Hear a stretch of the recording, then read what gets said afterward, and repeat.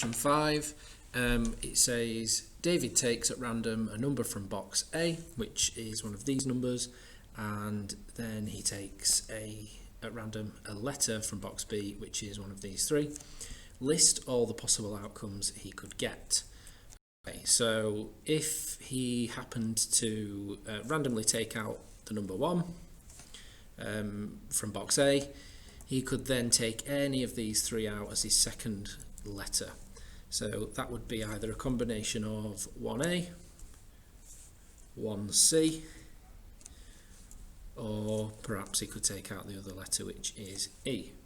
And that could actually be the same for the other two letters. So if these outcomes hadn't have happened, he might have got a 2 out of box A, and then from box B it would have been potentially either an A or a C or an E.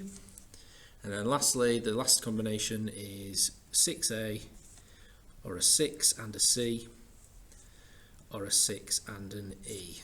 So we've got a total listing of 9 possible outcomes. Okay, so part B says find the probability that David takes the number 2 and the letter E. So let's just have a quick look back at our possible outcomes. So a 2 and the letter E, that is this outcome here. That's the only outcome where we've got a 2 and an E together in the same one. So that's one possibility, one outcome out of the total. So we've got 9 possibilities altogether. So it's 1 over 9, which is your probability. Okay. Question 6. It says an ice cream van has this price list. We've got chalk ice, we've got tubs and cones in different prices. Mitch only has these 3 coins. He has no other money. Mitch wants to buy a chalk ice, a tub and 2 cones. Has Mitch got enough money? You must show your working. Okay, so the money that he's got are just these coins. So that's a total of £2 and 1 makes 3, and the extra makes 4.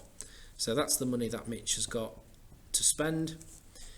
This is what he wants though. He wants a chalk ice, a tub and 2 cones. So we've got a price list up here.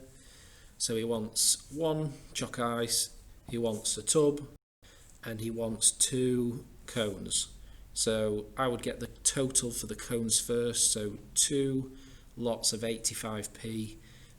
Well, let's see, 2 80s is 160, 2 5s is 10.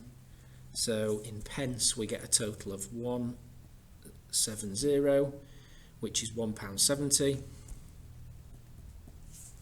And we want to add up the total order. So that's a chalk ice, a tub, and the 2 cones together.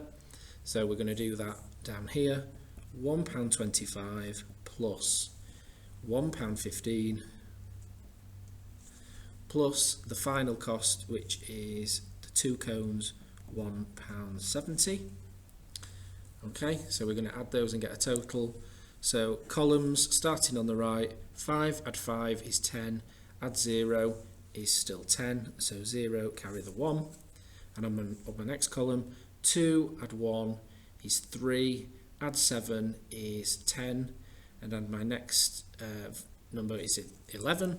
So 1 down and 1 to carry, and then my final column, all 1s, and I've got 4, including the one I carried before, so that's 4. Decimal point in the same place as those numbers above. So I've got a value, and it's in pounds, and it's £4.10. That's how much it's going to cost him. Remember, this is how much he's got. So has he got enough money? We would say no, and that's our working. Okay.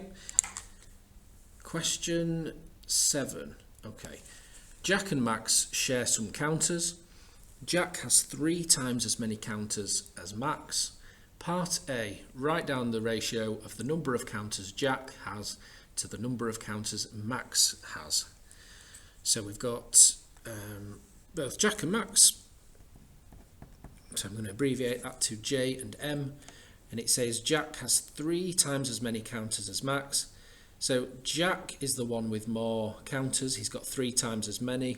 That means Max is the one with less counters.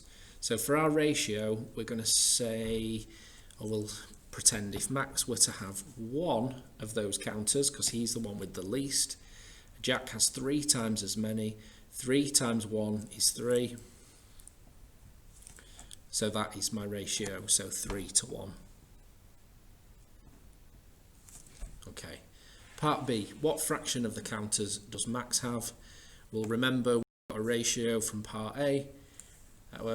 What fraction does Max have? Max has the least amount, he has 1, and Jack has 3 times as many. Now, the parts of the ratio here, we can see we've got a total number of parts of 4,